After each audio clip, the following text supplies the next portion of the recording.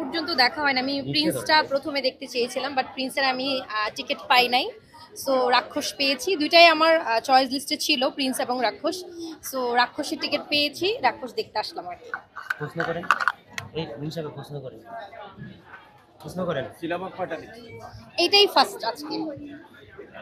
রাক্ষস দেখছেন না দেখি এই যে দেখবো, এখনো দেখা হয় নাই, 8:30 হচ্ছে টাইম। তারপরে তো দোম, তারপর রয়েছে প্রিন্স, সবগুলো কি দেখা হবে? হ্যাঁ, ইচ্ছা আছে যদি টিকিট পাই, তবে ঈদের মানে এক সপ্তাহের মধ্যে যদি পাই তাহলে দেখবো। ঈদের এক সপ্তাহ পরে আসলে ওই আমেজটা থাকে না ছবি দেখার।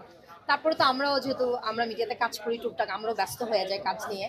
সো ফ্রি টাইমটাতে আমরা মুভিতে একটু টাইম পাস করার চেষ্টা করি আর কি। সব বাঘা বাঘা আর্টিস্ট, কাকে আপনি একসাথে একসাথে ডেফিনেটলি হচ্ছে সুপারস্টার তো সাকিব খান, ওনাকে তো আসলে বলার কিছু না, উনি সুপারস্টার।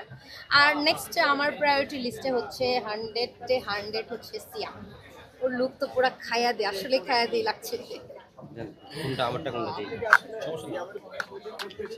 হ্যাঁ, আমি খুব ক্রাশ ওর একটু আচ্ছা আচ্ছা নিচে ধরেন এই যে ওনার কাছে খায়া দে, মানে এটা আসলে কি আপনি বলবেন নাকি ডায়লগ না, আমি তো বলবেন? এই এটা ডায়লগটার সিনেমার জন্যই প্রয়োজনে দেখতে ডায়লগ। আসছি। আমি এই ডায়লগটার জন্যই আমার আসা। কজ আপনারা নিচে জানেন ধরো। এই জিল্লোটা কিন্তু আমাদের সুপার হিরো মুভিতে ছিল। তো এটা যখন আমি সিয়ামের মুভিতে পেয়েছি, ডেফিনেটলি আমার এটাই আকর্ষণ কাজ করেছে যে এটা আমার দেখতেই হবে। আপু আচ্ছা ধরেন আপনি